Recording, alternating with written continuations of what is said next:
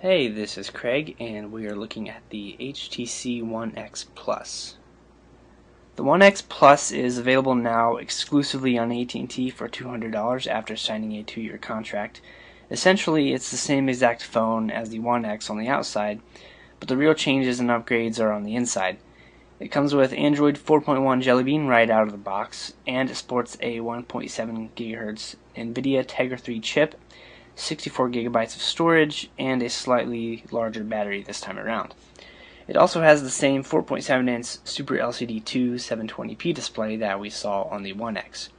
And despite the large screen size, the device doesn't actually feel overwhelming to hold at all. As far as other specs, there's 1 gig of RAM and an 8 megapixel rear camera with a 1.6 megapixel front-facing camera. The One X Plus has a unibody shell, which means you can't replace the battery and there's no micro SD card slot. But the 64 gigs of storage should be plenty for most users, and the larger battery will most likely be just fine for a lot of owners.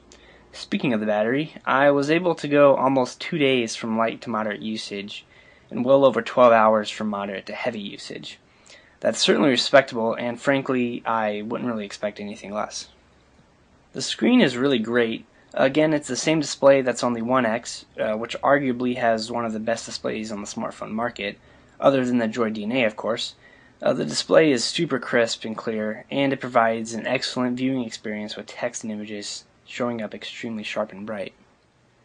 As aforementioned, the One X Plus runs 4.1 Jelly Bean, so it comes with all of the new Android features like Google Now and Project Butter, and of course, HTC Sense UI runs on top. But it actually doesn't get in the way as much as it could. There's obviously a lot of reskinning, but big features like Google Now are left completely alone, which is really nice. The phone performs incredibly well. Navigating is really smooth and snappy.